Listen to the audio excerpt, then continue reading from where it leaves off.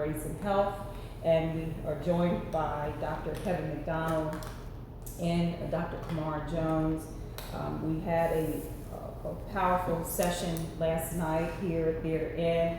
It was open to the general public and the community, and a very thought-provoking conversation about the impact of racism on individuals and organizational environments. This Race and Health series evolved as a result of the testimonials that we heard from the state of Delaware hearings that were coordinated in June of 2015.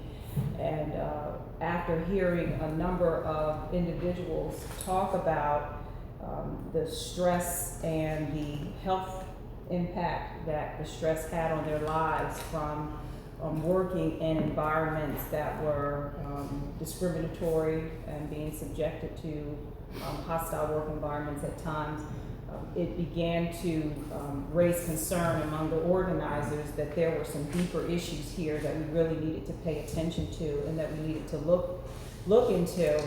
So we started doing some research around the intersection of race and health. And this name kept popping up, Dr. Camara Jones. Dr. Camara Jones, as we read some of the journals and some of the articles. And at that moment, we knew that we had to bring her here to Delaware to engage this community in this conversation so that we can really better understand what we're grappling with here and what we're dealing with and how to move towards solutions. And Dr. McDonald is here with us to help us think about and look at transformational organizational change, the benefits of diversity and inclusion, and how we move in that direction, and the initiatives, the strategic work that we have to undertake in order to really transform this community. So we're so glad to have both of you here. Thank you. And I would say that it is important, the work that you're doing, to actually start naming what's been going on sort of undercover, unacknowledged.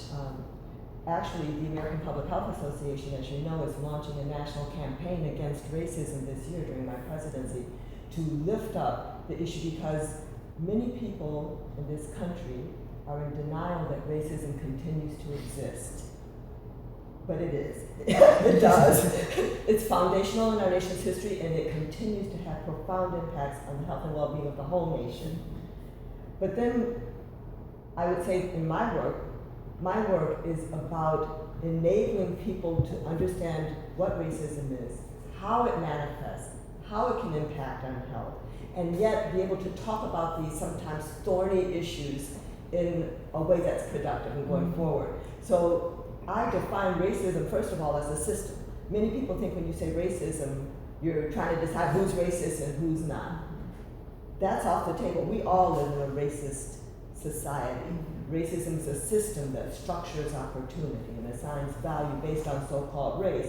And it's impacting us in a lot of different ways. It's unfairly disadvantaging some folks, but every unfair disadvantage has its reciprocal unfair advantage, so it's unfairly advantaging other folks. That's the whole issue of unearned white privilege. Sometimes people are like, ooh, don't go there. Ooh, don't go there. But we have to go there because it's real. But even as this system is either unfairly disadvantaging or unfairly advantaging individuals and communities, it is sapping the strength of this whole society. So when you have, for example, as the hearings revealed, state workers who otherwise could be much more productively contributing to what's going on here, so severely impacted and marginalized and sometimes in some instances unfairly let go, or workers count stuff not. When you have people who are not able to fully give their gifts to the state, that's a way that it's sapping the strength of the whole society. When we look at how our schools are sometimes not vigorously investing in the full education of all of our children, think of the genius that is wasted. So, long story short, it is important, not just here in Wilmington, but across the nation, for us to be naming racism, saying the whole word. It's important to talk about race and cultural competence and diversity and inclusion. I'm all on that. It is important to talk about implicit bias and all of those things. But in addition, we need to be very willing to say the whole word racism, because that is in part is the system, and we have to acknowledge how it's impacting the health and well-being of the whole nation. So we need to name racism. We need to look carefully at how is racism operating here. This is where we get into an examination of structures. Who is at the table and who's not? What's on the agenda? What's not? The who, what, when, where decision making. When we get a look at policies, the written how of decision making, and what's not even on the books that needs to be there. Practices and norms, the unwritten how of decision making, and values, the why. And then the third thing, name racism, ask how's racism operating here, and then organize and strategize to act. All of us together. It's not we, they. We are all in this together. We all need to dismantle this system, to name it, ask how's it operating, and all of us need to organize and strategize to act. So I'm so happy that you invited me to be part of what you're doing here in Wilmington. It's excellent work. Well, we're glad to have you, and we hope to bring you back. And so, Dr. McDonald, did you want to? Yeah. First of all, again, it's from my perspective a pleasure to be here as well. I think you're doing some really important work in the area, and organizational environments across our nation are really grappling with this, right? As we name it as racism, but also look at it within the confines of an organization and what could be barriers that are serving as impediments for any particular group to move forward is an important aspect of the conversation now. And research suggests that we're grappling with it in the terms of a diversity crisis, right? So often you have a diversity crisis. It could be in a community, it could be within an organization that leads to protests and demands, that leads to a pledging of support by leadership for diversity, right? That then leads to a commitment to move forward, the creation of a committee. We love committees to be able to grapple with the subject matter, the bringing forth of recommendations, right? And then you ultimately are at a critical juncture, right, with regard to the implementations phase, because you can either go to a level of transformation to really move forward and integrate it within the organization's functioning areas, or you can go to a level of superficial change, right, that ultimately provides these recommendations that sit on the shelf to be reflected on and hopefully have quelled, kind of insatiated the masses until it reoccurs at some point down the line. So I think organizations are grappling with this, and I think they have to move, and many are recognizing that they have to move beyond notions of access, right? Just developing pipelines to get more people within the organization or even at the table, right? How do we ultimately connect it to other aspects of organizational functioning with a level of intentionality? And so when we talk about it in the field, we talk about it in terms of access and success, right? In this case, it may be for employees. Access and success. That's right? For employees, right? Or for your students, right? Or for important community members. Organizational environment and intergroup relations, right? Talking about the existence, and a lot of that success is connected to culture, climate, and collegiality, right? What is that, and how is that reflected in organizations, right? Education and training, right? How do we prepare and provide some of the cultural competencies that are going to be necessary to move organizations forward, to create moments of epiphany so people make this an important part of who they are, their core. And then I think, as Dr. Jones talked about, this notion of the organizational infrastructure, right? Those processes, those practices, those policies, and ultimately the people that make them go. And you do that with a level of intentionality that is built around assessments, being able to look at the data disaggregated and how it's impacting some groups, right? Advantaging or disadvantaging particular groups and serving as impediments to move the organization forward. And then you assess that in very transparent ways, share that information that helps drive the organization. Right? Again, you can't keep that sequestered in a room that only the C-suite individuals understand and know and process that information. Or how do you do that? Hold yourselves accountable, building that level of accountability and responsibility to move the organization. I think that's how we're recognizing you get some level of transformational change that you can sustain in very meaningful ways with community members. And we talked about this last night. What we've seen, and I'm not suggesting it's a positive, but in many cases there's this notion of interest convergence that has allowed for people who normally hadn't been allowing this to permeate their minds, to think about it. There's some level of interest, maybe it's economic interest or other interests that have ultimately crossed their paths of responsibility that have made this an important aspect to deal with. But whatever that is, it needs to be seized in the moment and ultimately worked on and developed so that it can have an impact for the community moving forward. Well, we're organizing and we'll be strategizing to act. Thank you. Thank you. Your question? We're supposedly a country of intelligent people. in the 50s and the 60s, how did we get to the point where it's still so bad?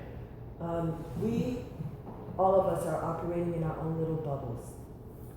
So, I have my bubble, my work and my children and my church, my community, and all of us are in our bubbles. And we so often don't realize that just across town, there are other people who are working just as hard as we are, just as smart, just as kind, just as funny, just as generous as we are, who are living in very different circumstances. So we don't understand that there are real differences in opportunities, real differences in need, and that we have a common humanity. We think that everybody has what we have, whether we have good or whether we have bad. The people who are disadvantaged do have a picture on the advantage because it's all over the TV so they can walk through it. But people, especially people who are advantaged, often don't really know that there are others who are disadvantaged who are just as hardworking as they are and smart and kind. So I think that this country is filled with kind, generous people who do not know of the need and are not connected. Or I would say also our nation has a very individualistic view of things, and there's this myth of meritocracy in this country. So others are saying, well, I got here, why can't they? Not recognizing that this myth of meritocracy, as I call it, the myth that if you work hard, you'll make it, is not really true. Certainly, most people who've made it have worked very hard. But some people who've made it haven't worked hard. But most people who've made it have worked hard. But there are other people who are working just as hard or harder who will never make it because of an uneven playing field. And unless you know about that uneven playing field, if your little bubble hasn't bumped up against that uneven playing field, you won't even know about it. And so I think that's the issue, that we are not understanding that we are one family with one interest, and that it's not okay for some to have and some not to have not. I mean, we think that we blame the have-nots as opposed to looking at the system that's creating the have-nots. And we need to have the conversation. I think too often racism is a very uncomfortable and difficult conversation for people to have. Therefore, they don't talk about it. We don't discuss those issues that others are complaining about or bringing to someone else's attention. And unless we develop an appreciation for other perspectives and other life experiences, we will never address these issues. And so, we're sparking that conversation. And I think in different industries, this really manifests itself very differently, right? So when we think about the food deserts that are happening in many of our urban communities, and some of the supermarkets that have said, listen, this isn't a strong business model for us, right? It's not a moral imperative for them. It's this business model that says, we believe we can't make the money we need in these communities, so we would rather move to the suburbs and provide corner stores, right? Or the educational systems, right? We talk about the challenges within our K-12 system, right? But we're not investing in pre-service teaching to make sure that our teachers have the cultural competencies to engage with a diverse student body, right? And to talk about the importance of building self-efficacy so our students don't believe that they're less than and that they can't make it in our STEM disciplines, right? And they're dissuaded from that at early age. Some research suggests as early as third grade. And so thinking about that, because that ultimately manifests itself in this really vicious cycle, so that when they move through the system, when they move through higher education, when they're told by faculty members that students of color don't do well in the STEM disciplines and maybe they should consider something in the liberal arts, right? And then you get ultimately into the workforce where you have been told that you're less than for so long. This notion of attempting to achieve is not fathomable for you, and so you're comfortable maybe with service positions that don't provide career path and development, right? And then you don't have ultimately an opportunity to break that glass ceiling that you constantly see because there are people in power that don't look like you. So I think it manifests itself in many of the different industries, and I think there has to be this level of a collective will that is willing to, in a very transparent way, look at this data, look at the ways it's impacting, and like you said, expose yourself to those opportunities. There are some students in college who have said that they can go, some white students have said they can go through their entire academic experience and never set foot in the urban city in which they're going to school, right? That's a travesty, right? They have to be exposed to that so that they can also see themselves as part of the solution. Any other questions? What I had the only question. Okay. Yeah, you got it.